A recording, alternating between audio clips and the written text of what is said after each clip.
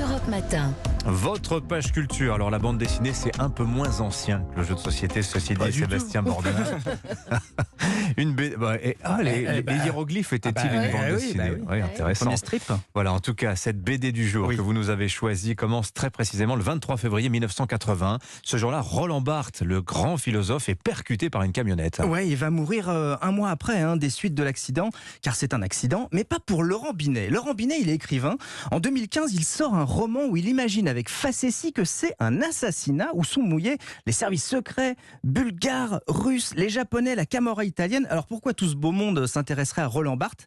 Laurent Binet, il imagine qu'il aurait découvert la 7e fonction du langage. Elle permettrait à celui qui la maîtrise de convaincre n'importe qui de faire n'importe quoi dans n'importe quelle situation. Je vous rappelle que ça se passe surtout en 1980, un an avant les élections présidentielles. Le roman de Laurent Binet est sorti en 2015 pour les 100 ans qu'aurait eu Roland Barthes. Beau succès d'édition, prix Interallié. Et aujourd'hui, je vous propose la version BD dessinée par Olivier Perret et scénarisée par Xavier Betaucourt. Alors maintenant qu'on connaît le thème du roman, son adaptation BD, pourquoi nous conseillez-vous, Sébastien, de lire cette 7e fonction du langage? Parce qu'on y croise la fine fleur de l'intelligentsia politico-médiatico-littéraire d'il y a 40 ans et que tout le monde en prend pour son grade.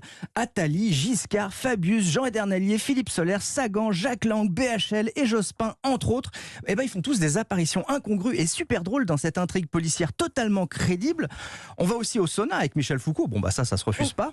On plonge avec curiosité dans la linguistique avec son maître absolu, Roman Jacobson. À titre personnel, je bats ma culpe. J'avoue mon inculture, je ne connaissais pas et c'est passionnant. C'est là tout l'intérêt de cette BD. C'est un vrai polar avec une vraie intrigue. C'est amusant, surprenant, mais surtout très instructif. Une BD inclassable qui s'appelle La 7e fonction du langage, édité chez Steinkiss. Et puis un mot du graphisme, c'est super sympa. Franchement, c'est extrêmement beau.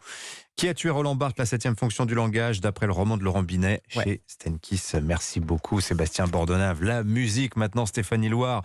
Jour de sortie d'album. Alors, l'année commence très bien, puisque c'est le retour de la légende Iggy Pop. Oui, exactement, le retour des légendes aujourd'hui. Le nouvel album d'Iggy Pop, il s'appelle Every Loser. Et c'est l'un des tout premiers à sortir dans ce calendrier musical 2023. Iggy Pop, il a 75 ans. C'est l'ex-leader des Stooges. Et il nous offre un disque à l'énergie rock dévorante. Parmi les inédits révélés, le titre Néo-Punk qui sonne comme un retour à ses racines.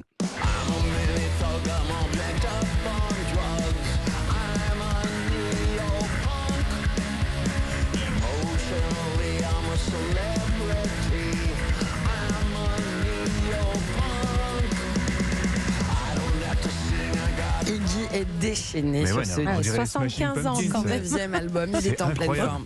Il rajeunit avec le temps. Il est déchaîné, il le clame d'ailleurs dès les premières notes de cet album. Les 11 chansons qui composent Every Loser devraient donner des concerts de zinzin, comme on dit dans le jargon, si le dernier survivant rock de sa génération se décide à remonter sur scène, ce qui n'est pas encore prévu. On y croise aussi dans cet album quelques titres un petit peu plus apaisés.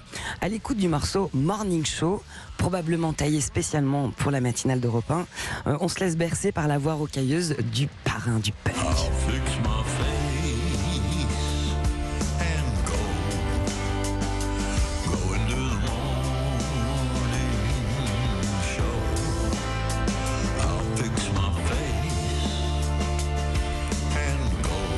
À tous les publics d'Iggy Pop, ils trouveront leur compte. Là, c'est le côté bashung qui est d'Iggy Pop. J'adore celle-ci.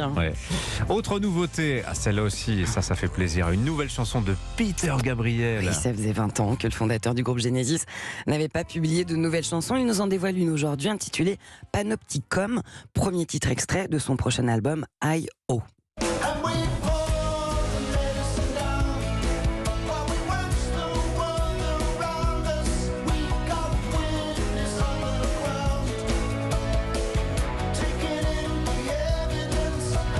C'est bon de retrouver Pete Gab ou pas? Non mais moi il est dans ma playlist des tubes éternels quoi. Vraiment. Sledgehammer, tout ça. Salisbury Hill, magique. Alors il y a un fait étonnant, c'est qu'il va révéler une nouvelle chanson de cet album à chaque pleine lune. Donc c'est le calendrier lunaire qui va décider. C'est quoi? C'est 28 jours. Du plan de sortie de cet album.